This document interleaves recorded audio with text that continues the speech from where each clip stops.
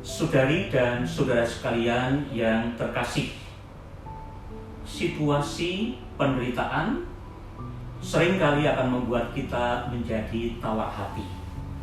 Itulah yang terjadi dengan bangsa Israel.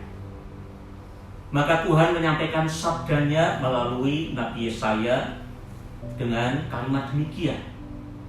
Kuatkanlah hati, janganlah takut.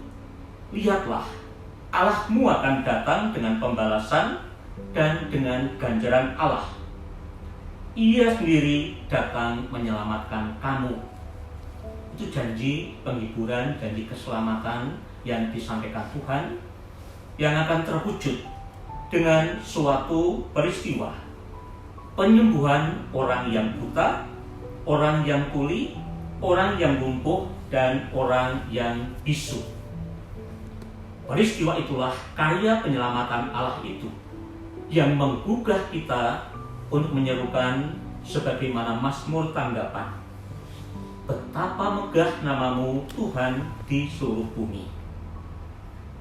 Saudari dan saudara sekalian yang terkasih, minggu ini kita memasuki bulan Kitab Suci Nasional. Tema yang diambil untuk tahun ini, Yesus sahabat seperjalanan kita. Yesus yang hadir sebagai sahabat dalam aneka situasi kehidupan kita, apalagi sekarang ini.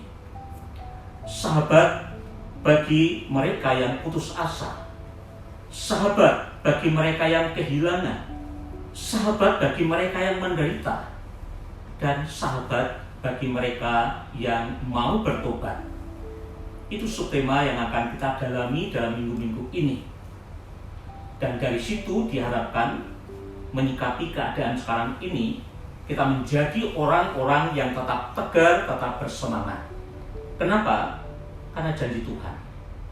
Tenanglah, aku ini, jangan takut.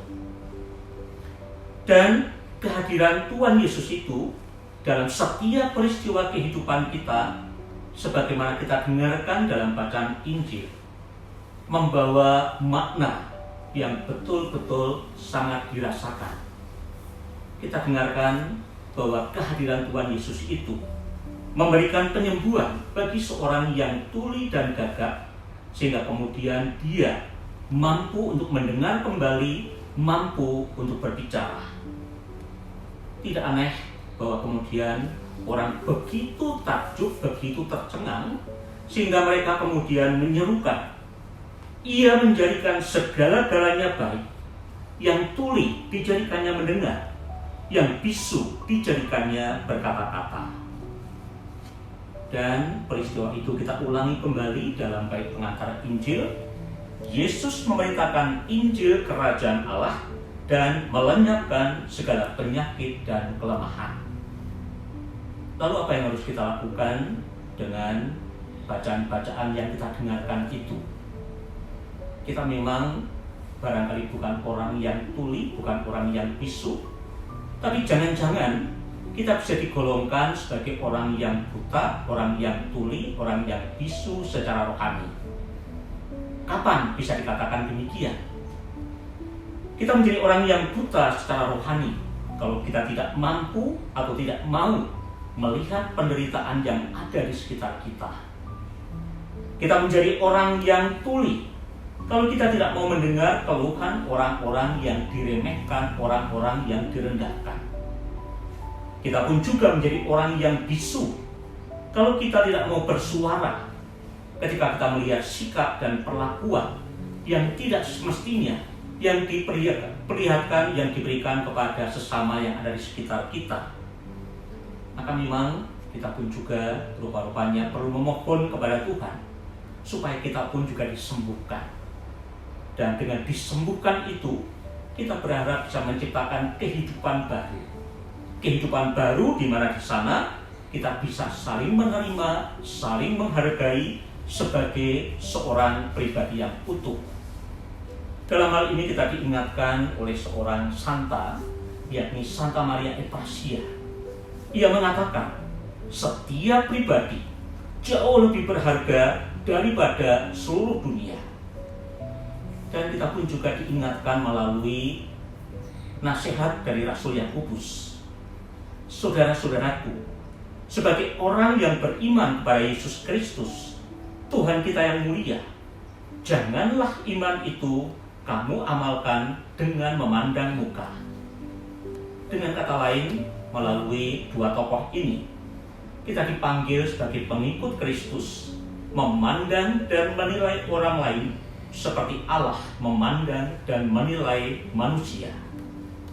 Kita diingatkan kutipan ayat dari Mazmur. Apakah manusia sehingga engkau mengingatnya? Apakah anak manusia sehingga engkau mengindahkannya? Namun engkau telah membuatnya hampir sama seperti Allah dan telah memahkotainya dengan kemuliaan dan hormat. Itulah kita, siapapun kita, apapun keadaan kita, kita diciptakan hampir sama seperti Allah.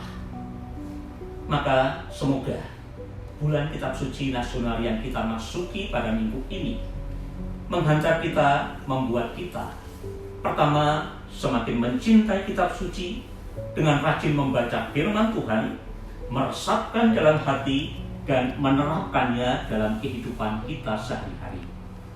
Yang kedua, membuat kita semakin membuka mata kita, membuka telinga dan mulut kita akan karya-karya kasih Tuhan yang begitu tidak terhingga.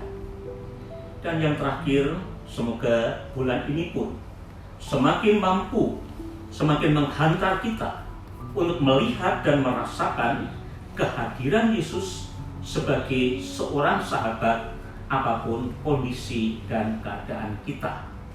Tuhan memberkati.